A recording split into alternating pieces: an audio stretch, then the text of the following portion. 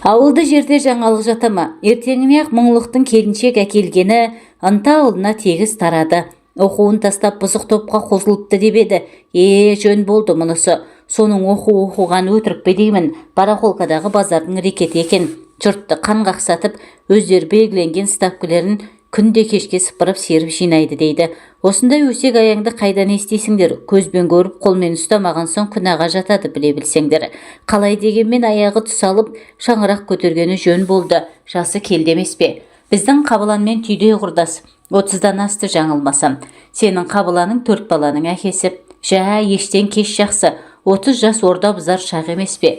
Маңдайшасында Гүлжан деген айшықты жазу ілінген азық-түлік дүкенінің алдында өсек сапырып тұрған 3-4 әйел анандай жерде келе жатқан ықылас қарияны көре салып, әңгіме ауанын өзге арнаға бұрып жіберді. Биыл бұл ауылда бидай бітік шығып, 3 үлкен шаруа қожалығын біріктірген ынталылықтар аудан орталығынан келген астық сатып алушыларға жылдықтың артықтау баға өткізіп, тепсе темір үзетін ер азаматтарды былай қойғанда, зейнеткерлік жасындағы шал-шауқандар мен мектеп оқушыларына дейін қырмандағы жұмысқа жабылып, бір апта бұрын ғана белдерін жазып демалған еді. Ауыл адамдарының сонау жазға дейін қолдары бос. Ықылас одағасының үйіне таңертеңгі шайдан соң 5-6 көрші кемпір құтты болсын айтып келді. Түнде жайылған дастархан әлі жиналмапты. Балғаным шешей қонақтарына өзі шай құйып, арасында үйдің де ұсақ-түйек шаруаларын тындырып, қолы тиер емес. Анда-санда төргі бөлме жаққа жалтақтай қарап қояды. Тым-тырыс, еш белгі жоқ. Апырай, әбден жол сақты болған ғой, дейді өз-өзінен күбірлеп. Жата тұрсын, тынықсын. Түске тақағанда төргі бөлмеден есінеп құсынап мұңлық шықты. Үстінде қысқа жең қызыл футболка, бұтында тар шибарқыт шалбар. Балама ұйқын қандыма деді ыдыс-аяқ жуып жатқан анасы, қолын алжапқышының етегіне сүртіп. Қатып қалыппын. Әдеміше қырмұрынды жігіт есік алдына шығып, дене шынықтыру қимылдарын жасай бастады. Содан соң былтырғы жазғы демалысында өз орнатқан белтемірге тартылды. Соңынан ере шыққан анасы аң-таң үйленетін ұлдың түрін қара. Төркіндеп келгендей, келіннің жаты санау, қай бетімді айтайын. Қапелімде қара кемпірдің есіне шалының тасырмасы түсе кетті де, беті қолыңды жуда шайыңды іш. Келін оянды ма деді. Маржан жата тұрсын. Баласы соңына бұрылды. Мен шайға қазір барамын. Жата тұрсына қарай, осы күнгі жастарда қызық, сабыр сақтайын, оянар тұрар. Балғаным шешей баласына ыстық шай беру үшін шәугімге есеней құйып, газ плитаға апарып қойды. Мұңлықтың қарны ашқан екен, үйдің тамағын сағыныппын деді, табақтағы етті қалайы қасықпен қарбата асап жатып. Өңі ақ шүберектей оңған ұлдың бетіне қан жүгіргенін аңдаған ана байғыз шырпыр. Ала ғой дейді бәйек болып. Тағы да жылтайын ба қуырдақтан тойды ма рахмет деді баласы, тершіге маңдайын сүртіп. Әкем қайда, бір жаққа кеткен бе? Қазір келеді. Маржан оянды ма екен деп орнынан тұра берген баласын Балғаным шешей сәл аялдашы деді кідіртіп. Отыр кеңесейік. Ал отырдым деді баласы қайыра құйрық басып. Балам-ау, аяқ астынан хабар ошарсыз келуіңе жол болсын. Өткенде келгеніңде үйленім деп айтпап едің, қалай бол? Реті солай болды апа деді мұңлық ойланыңқырап. Отпуск алдың ба? Жұмыстан шықтым. Елде қалуды ұйғардым. Асқаттың 3 баласымен өздерін және сіздерді қосқанда 7 жан екенсіздер. Үйдің кенжесі болған соң, олардың қара шаңырақта тұрғаны жөн. Ал біз ауылда бос үй табылса, сатып алармыз. Аудан орталығына көшетін 2-3 отбасы бар сияқты. Ақша болса үй табылар. Қаражаттан қысылмаймыз деді мұңлық. Ақша бар. Өзің көріп отырсың, үйіміз тарлау. 2 келінімді жұмсап, немерелеріме қарап отыруға мен де қарсы емеспін. Апау, сіздің көңіліңізді білемін ғой. Ағайын тату болған мен абысындардың алыстан сыйласқаны жөн шығар. Елді де сағындым. 1-2 жыл тұрсақ деймін. Бір есептен бұл шешімің маған ұнап отыр. Сонымен тойды қашан жасаймыз, құдаларға қашан барамыз? Маржан екеуміз ақылдастық деді баласы. Тойға асықпайық. Құдалардың алдынан өтуді содан соң шешерміз. Бұлардың қызық екен, ел жұртқа не айтамыз? Жұрттың не шаруасы бар, ел не демейді, есек не жемейді демейтін беді. Қой балам, ұят болады, ойланыңдар. Ойланатын түгі жоқ апа. Той қайда қашар дейсіз? Жасаймыз кейін. Мұңлықтың аяқ астынан үйленуіне не себеп болды? Маржан қандай қыз? Енді сол оқиғаны баяндайық. 4 баланың ортасындағы жалғыз қыз болғандықтан Маржан ерке болып бой жетті. Ұлдар бір төбе, бұл бір төбе. Қаршадайынан киімді де таңдап талғап киді. өзіне не кисе де жараса кететін. Бастауыш сыныптан бастап зерек пысықтығының арқасында екпінділер қатарына қосылып мақтауға ертелікті, ешкім бетінен қақпайтын. Үйдегі еркелік, мектеп қабырғасындағы атына айтылған асыра марапат жас қызға бақ емес, болашақ өміріне сор боларын қайдан білсін байғұс ата-ана. Жоғарғы оқу орнына түсемін деп Алматыға келген жылақ ойнақтап жүріп от басты. Көрсе қызарлығы мен жеңілтектігінің кесірінен университеттің 3-ші курсынан шығып қалды. Тәкаппар қыз оны аса уайымдаған жоқ. Адамдармен тіл тапқыш мінезінің, ширақтығының, ажарлы өңінің арқасында тіршілігі қайнаған үлкен мегаполистегі айтулы мейрамханаға даяшы болып жұмысқа тұрды. Сұлу бойжеткенге кімнің сұғуға далмас. Көп ұзамай мейрамхана қожайынының көзіне түсіп, соңында ашынасына айналды. Содан бастап Маржанның тасы өрге домалады. Өзінен 17 жас үлкен Мәкең жас қызға әсем шаһардың дәл ортасынан ойып тұрып, 2 бөлмелі пәтер алып берді. Жоғарғы оқу орнына қайра қабылданып, 1 жылдан соң қалтасына табақтай дипломын салды. Қызық пен ырду-дырдуға толы күндер мезі қылатын қызды. Мәкеңмен танысқаны 4-ші жылға аяқ басқанда есін жиғандай болды. Бастапқыда әсем шаһардың қақ ортасындағы пәтеріне әйелімді тастап саған үйленемін деп Мәкеңнің уәдесіне сеніп, уақыт өткізіп алғанда өкінгендей. Бір жаққа шығуы керек.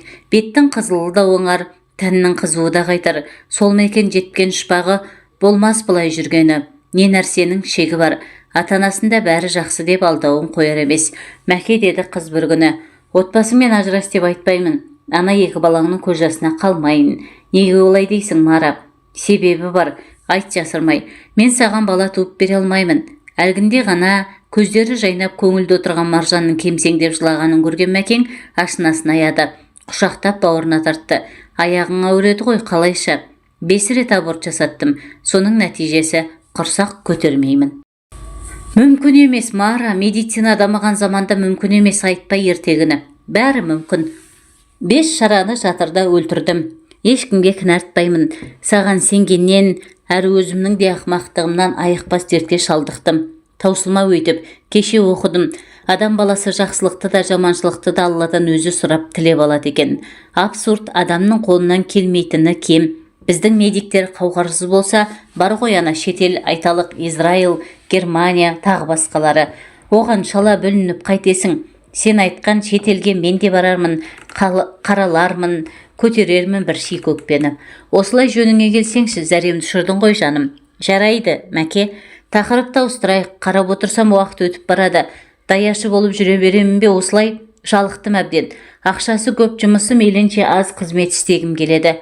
Жұмыс дейсің бе? Так, жалақысы мол, жауапкершілік аз. Көптен ойымда жүреді. Айтуға ұялып едім. Былай кішкенен елеу лас дейміз бе, харам дейміз бе? Ақша жүрген жерде адалдық болушы ма еді? Әуел айтсаңшы, келісу келіспеу, содан кейінгі шаруа. Жезөкшелер үйін ашып берейін. Вой, бизнес, крышаң қызыл жағалылар. Сенің миссияң жеңгетайлық. Түсіндің бе?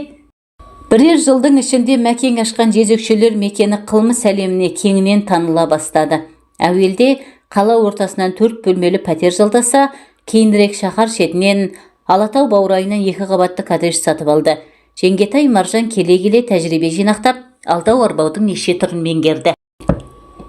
Әуелде қыздар саудасымен айналысып, уақытының көбін соған жұмсайтын. 1,5 жыл бұрын диспетчерлік вакансия ашып, оған өзінің құрбысын отырғызды. Бұған дейін жолаушылар пойызында жол серік болып істеген пысық қыз барлық шаруаны тас түйін қылады. Маржанның міндеті 2 үйдегі жағдайды бақылау және күнде таңертең ақша жинау. Басқа уақытта қолы бос, өзі би, өзі қожа. Тікелей бастығы қожайынмен 3 рет қана жолықты. Онда да мейрамхананың алакөлеңке оңаша бөлмесінде 40 жастардағы қасқабас жігіт ағасын көрген сәтте іш жиып қалды. Артық ауыз сөзге жоқ, шефінің іскер адам екендігін сезе қойған. Қорықпа деген Маржанға. Клиенттеріңнен ши шықпаса, біздің бикештер сенімді. Еңбек ақыларын апта соңында бересіңдер. Ақшадан жымқыруға жол берсеңдер ренжіме, деді шегелеп. Қайда қызмет жасайтынын, аты жөнін айтқан жоқ. Лақап есімі шеф. Саған бір кісі келеді. Сауалына ғана жауап бер. Бізге керек адам, тапсырысын орында, деді қоштасарда. Түсіндім, деді Жеңгетай. Ертеңінде шефі сырттай таныстырған жігітпен офисте жолықты. Клиенттерің риза ма, деді. Өзін мақсатаған қысық көз жігіт бірден сенге көшіп. Разы болмай, Кейінгі бір айда контингентті жаңарттық. Қазіргілер жас қыздар, нақтырақ айтқанда 18 бен 20 жас арасы. Ұзын саны 15. Әсілі қуыршақтарыңды көп ұстауға болмас. 6 айда ауыстырып отырғаның жөн. Жарайды, бір заказ, 16 жастағы қыз керек. Пәк, ойымды оқып отырсың. Ондай қуыршақтың табылуы қиын, дефицит нарқы даудай. Жігіттерді құлақ қағыс қылайын. Келістік, мынау аванс. Қысық көз жігіт ақ қағазға ораулы қомақты конвертті стол үстіне қойды. Сізге сенеміз, товар табылған соң бермедіңіз бе? Күлімгөз Жеңгетайдың жанары жарқ етті. Азырхансаң тағы қосамын. Сіздің мәрттігіңізді естігенмін. 7000 бакс. Ой, көп емес па? Уәде беріп орындамасақ ұят болмай ма? Әрі бүгінгі күні пәктігі сақталған қызды табу қиын. Алдын ала сол үшін төлеп отырмын. Іздейміз. Маржан конвертті томашадай көк сейфке салды. Анаша сатушылармен байланысы бар қылмысты топқа іліккен Аида есімді жас қыз полиция тұзағына түсті. Сұрақ жауап барысында қыздың кінәсі жоғы анықталды. Шындап келгенде босатып жіберуге де болады. Бірақ үлкен бастығының тапсырмасы бар. Пәктігін сақтаған жас қызды табуы тиіс. Оны білу қиын емес. Верониканы қасына 1-2 сағатқа апарса болды.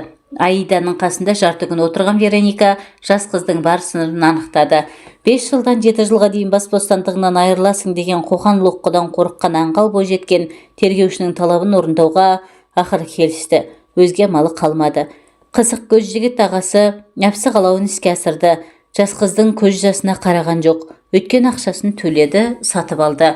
Еркек орнынан тұрып дәлізге сигарет шегуге шыққанда Аида халатын киіп балконға келді. Сүйген жігітіне қай бетімен қарайды. Өмір неге соншама күрделі? Тағдырыңның табан астында тасталған болуы өзіңе байланысты емес-ау. Өксіп-өксіп жылағысы келген. Көзінен жас шығар емес. Кеуде түкпірінен ар ұят, жігер, намыс атты сезім бас көтерді. Аялап әлпештеп өсірген ата-анасы алдында жер болды. Ана кісінің өліп өшкен тұрпайы қимылы, үздіге айтқан жалған сөздері ойына оралып, жанары жасаурап, көздері қарауытты. Қорлық, өлім қорлық. Жер басып жүрудің керегі бар ма енді? Аида деген дауыс естілді жатын бөлмеден. Қыз балконнан бірақ секірді. Одан кейінгісі бұлдыр. Есін ауруханада жейді. Не болған маған? Ауыр не бұл? Гипске салып тастаған ба? Ауыр төтенше жағдай аудандық ішкі істер бөліміне дабыл қақтырды. Жезөкшелер үйіне тықыр таяды. Жеңгетай Маржанға қауіп төнді. Шефі бұның 2 тәулік ішінде Алматыдан көзін жоғалтуын кесіп айтты. Автобус аялдамасынан түскен Маржан бас ауған жаққа кете барды. Бағыты беймәлім, санасы емес, аяқ алып келеді. Құдай-ау, мынау қай көше, қоғамдық көлікке отырмағалы қашан. Алматыға келген сонау жылдары ғана мінген. Кейін ғой бәрін ұмытты. Астында аппақ Мерседес, қысы жазы қара көзілдірігін шешпейтін, оққағары, әрі машина жүргізушісі. Вадимнің арқасында Алматының қай бұрышына, қай даңғылына бармады. Вадим сенімді серігі еді. Қойған сұраққа ғана жауап қайтаратын. Ол мұның қазіргі жағдайын біле ме екен? Шеф ешкімге жария етпес. Вадимге телефон шалса қазір-ақ жетіп келер. Оның қажеті қанша? Жасынан еркек шора намыс қой бір бетке өскен қыз ондай жастыққа бара қоймас. Әсте, одан да өліп кеткен оңай. 2 тәулік ішінде Алматыдан қараңды батыр. Түсі суық, ызбарлы қасқабас осылай деді. Оған да тықыр таяды. Ана қызды айтам, бейшара, ар ұят не теңі екен. Пәктігімнен айырылдым деп, өзін-өзі балконнан тастағаны ақымақтық. Нойшты әзірше тірі, жамбас сүйегі бытшыт дейді. Көрген жігіттер айтып келді. Жә, қайдағы бір шөп жерге қыз дуайымдап, ол өлмей тұрғанда табанымды тайдырайын. Миға жоқтан өзгенің келетіні қалай? Ойына жерлесі мұңлықтың түсе кеткені. Екеуі бір мектепте оқиды. Оның 3-4 жас үлкендігі бар. Басы істейтін жігіт. Институтта сырттай оқып, осында жұмыс жасайтын естіген. Сонау мектеп қабырғасындағы шақтан Маржанға өлердей ғашық. Өзі де көркем, қыр мұрын, қара торы. Бұл артынан жүгірген ұлдардың біріне де қараған жоқ кезінде. Сұлулығымен жігіт атаулының мысын басып, ынтықтырып тұратынын жақсы білген қыз өз бағасын жақсы білетін. Қайдағы жайдағы иір-ғиыр оймен келе жатқан қызды көзі тас төбесіне шықты. Әлгінде ғана есіне алған мұңлық алдында тұрып, қуанған қыз жерлесін құшақтай алды. Мұңын шағып көз жасын көлдеткен Маржанды аяған мұңлық оны бірінші Алматыдағы жатақханасына алып барды. Сол түні екеуі шаңырақ көтеруге шешім қабылдады. Сөйтіп ертеңінде пойызға отырып, жігіттің ауылына жүріп кетті. Басы бос, сыбай салтаң қыз, көңілі құлаған өзіне ұнаған жігіттермен әсем шаһардың небір мейрамханаларында саурық сайран салып, ойнап күліп түн ортасына дейін болатын да, оның аяғы өз еркімен, өз қалауымен құмарын басуға жалғасатын. Жын ойнақ пен ырду-дырдуға үйренген күлім көз келіншектің жалғыз күйеуге басыбайлы таңылуы, бір еркекпен ғана шектелуі мүлдем жалықтырды. 100 түтінге де жетіңкіремейтін ауылда кіммен сөйлескенің, кіммен жүріп тұрғаның алақандағы әжімдей ап-айқын. Келін болып түскеніне небәрі 7 ай болса да, сол аз ғана уақыт сауық құмар жанға сұмдық ұзақ көрінді. Құдай-ау, барса келмес арал сияқты ғой бұл ауылда елегізіп, үйге сыймайтын болды кейінгі кезде. Бұлан кездеспегенде қайтер едім. Күйеуінің досы Бұлан күндіз ойынан, түнде түсінен шығар емес. Көздері өткір көркем жігітті әдегеннен ұнатып қалды. Ерте үйленіп, ата-анасына қарайлап ауылда қалыпты.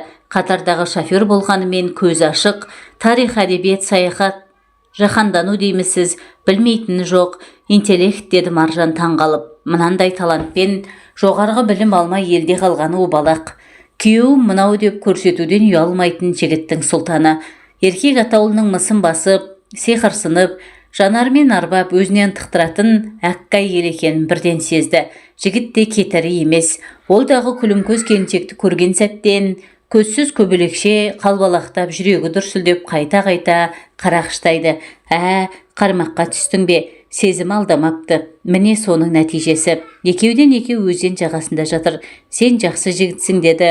Ақшағал құмға бауырын төсеп, қыздырынып жатқан жалаңаш тәнінің екі жері ғана қымтаулы сұлу мүсінді ақсазандай келіншек. Кәмпит келіншектің мысы бастыма, Бұланның басы айналып көзі қарауытты. Өн бойы бір ісіп бір суынды. Жүрегі құрғыр дүрстір. Шынында кәмпит, мұңлықтың қызғанатындай жөні бар. Иә, сәт. Шын айтам, сен жақсы жігітсің деді кәмпит келіншек аударылып түсіп. Қарақат көздері ойнақшып кетті. Тұңғиығына тартып барады. Жігіт арбап жатыр қаншық. Әттең, менің мұңлығым сен сияқты болса ғой. Жал, оның адамгершілігін қайтейін, төсекте осал болған соң. Жал. Жігіт бәсе, қалай дұрыс топшылағанмын. Темірді қызған кезде соғуым керек. Кешір жаным. Жігіттің жүрегі қатты соғып, кәмпитке төне түсті. Иә, сәт, сен бұлай бөтен ойлама. Келіншек, малғын бұл қайсасқаны. Мұңлық менің ескі досым. Аяймын оны деді жігіт. Иә, аяймын. Әрі шынын айтсам сен одан қызғанам. Келіншек, тфу деревня. Мұңлықты айтқанша құшақтап сүймей ме? Жігіт, не істесем екен, бас салсам үркітіп аламын ба? Келіншек, болсаңшы енді өртемеші, не болды маған? Жігіт, иә, сәт. Еркектің емешесі үзіліп еңкейе берген сол еді. Мойылдай жанары жалт еткен кәмпит келіншек аунап кетті. Жоқ, бірден берілмеуім керек. Оны әлсіздігім ынтыға түссін әлде. Мұның не Бұлан-ау, сен адал жігіт пе десем, жігіт сайқал ұтып кетті. Абдырағанымды сезіп қалды. Батылдық қажет, батылдық. Мұндай сәт енді оралмас. Келіншек, біраз бұлдана түсейін. Жігіт, дәнеңе шығара алмаймын ба? Жоқ. Маржан, бері қарашы 1 минутқа. Келіншек шалқасынан жатты. Көздері шоқтай жайнай түсті. Еркек аңдамай қалды. Еңкейе беріп кәмпиттің ерні тиіп, еріп жүре берді.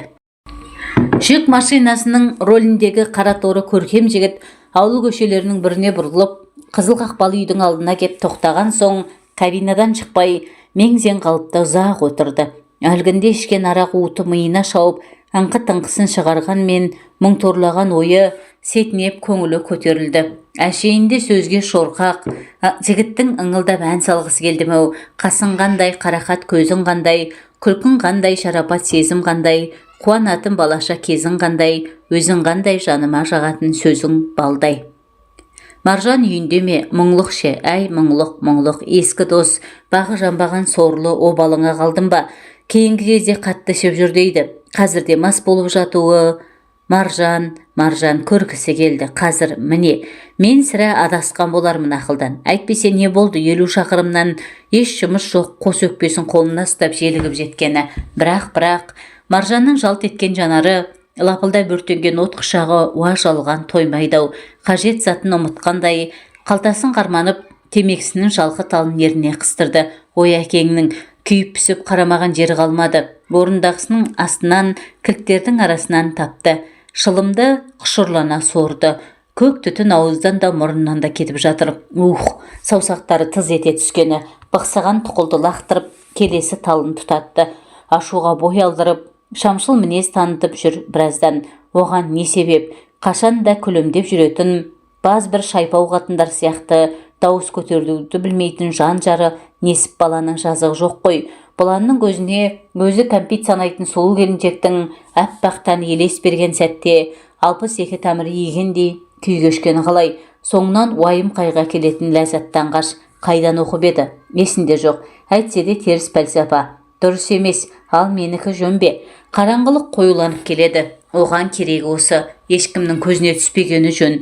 Жолы түсіп жолықса қоштаспақ. Бұлай жалғаса берсе, опынары хақ. Көрші ауданға қоныс аудару туралы Несіп баладан өзге ешкім білмейді.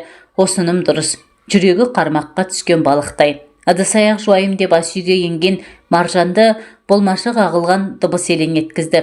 Құлағын тосты. Тым-тырыс сияқты. Қорыққанға қос көрінеді деген аяқ табақ жууға зауық соқпады. Тағы да тырс-тырс терезе қағылғандай. Жүрегі аузына тығылды. Кім де болса көрейін. Есік ашса, Бұлан. Барсың ба жаным-ау? Жігіт құшақтай алды. Келіншек өзіне қаратты. Қайда барасың ентелеп? Үйде ме? Ұйықтап жатыр. Сыбырға көшті. Бақана келген тәлтіректеп. Қаттымас па? Удай. Ояна қоймас. Оянып кетсеші, оянбайды. 1 минутқа мұрсат бер. Зәрем ұшып тұрғаны, өтінем жаным. Болмадың-ау. Төсенен шошынғандай басын оқыс көтерді мұңлық. Әйеліне ілесіп біреудің үйге кіргенін де, төргі бөлмеге еніп құшақтаса кеткенін де, үздігі бұзақ сүйіскендерін де сезді, білді, естіді. Қаны басына шапшыды. Ашу дұшпан, иектеп әрең жатқанымен шыдап бақты. Япыр-ай, мынау Бұланның даусы ғой. Қалайша, неге? Жұрттың өсегі шын болды ма? Бүгінге шейін елемей келіп еді. Ондағы ойы бала жастан бірге өскен досына сенгендіктен. Бұлан-ай, қайтейін, сен де сатқын болғаның ба? Сайтан азғырған қатын, сезіп едім осылай боларын. Жоқ, мүмкін емес. Бұланға даусы ұқсайтын басқа бөтен кісі болса, өкінбес едім.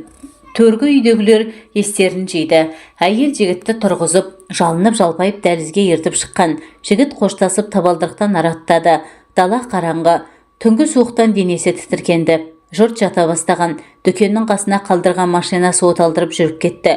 Лайсаң жолға қарамай ызғытып келеді. 2-3 шақырым ауылдан ұзаған соң машина моторы сөнді. Кілтті қосып еді, оталмады.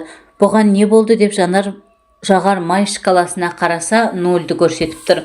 Ол кабинаны жауып ауылға тартты. Күні бойы қар суы еріген жолдың балшығы езіліп жатыр. Өкпек жел тұрды. Қара тонның жағасын көтеріп малақайының құлағын түсірді. Қайтедей мына жел. Есік тұтқасын ұстап үйге ене берген Маржан күйеуінің жөтелгенін естіп тұра қалды. Есін жиып алған ба? Біздің ісімізді сезген-ау. Қолына түссем аямас. Онсыз да қанына қарайып жүр. Аяқ дыбысын білдірмей үйден шықты. Аяз қойын қонышын кеуледі. Тас қараңғы түн үрей шақырады. Жүгіре басып ауыл шетіндегі құрбысы Бағиланың үйіне жетті. Бұл кім? Жалғызбасты келіншек беймезгіл шақтағы тарсылдан зәре құты қалмады. Маржан мына шыжылдам. Тыныштық па? Қазір бәрін де айтамын. Күйеуінің күпәйкесін ғана киген жалаң бас жас әйелдің тоңғаннан тісіне тимейді. Ашу буған мұңлық кереуеттен атып тұрды. Маржан әлі жоқ. Неге кешігіп жатыр әлде? Анау мен еріп кетті ме? Аферист қатын. Осыдан үйге келсін, өз қолымен өлтірем. Тоңазытқыштан бір шөлмек ара қалды. Тағанын ашып, шай кесеге құйды да өңешіне ақтара салды. Дастарханнан нан иіскеп дәлізге шықса, Бұлан кіріп келе жатыр. Қайдан жүрсің? Машинамның бензині таусылып, біреулер құйып алған ба ит біледі. Неге келдің? Рұқсат бер, қонып шығайым. Әй Бұлан-ай, қайдағыларды еске түсіріп, не айтып тұрсың? Кірмеш үйге, баратын жерім жоқ. Қайт өтінем. Кеудемнен итерсең де кетпеймін, қонамын осында. Досы дәнеңе болмағандай қанден қаперсіз, су сіңіп ауыр тартқан батпақ етігін шешуге ыңғайланды. Мұңлықтың көзі қарауытты, басы айналды, жүрегі кеудесін тесіп шығардай алапат, ашуда ауыздықтай алар емес. Не істеп не қоярын білмей есірік халде. Бұл басынғандық болды, жетті. Осымен тәмам. Әзәзіл ой осып өтті миын. Дәлізбен жапсарлас кілеттен ет мүшелейтін өткір пышақталды да, еңкейіп етігін шешіп жатқан жігіттің оң жақ бүйірін тұспалдап, қатты сілтеп қалды.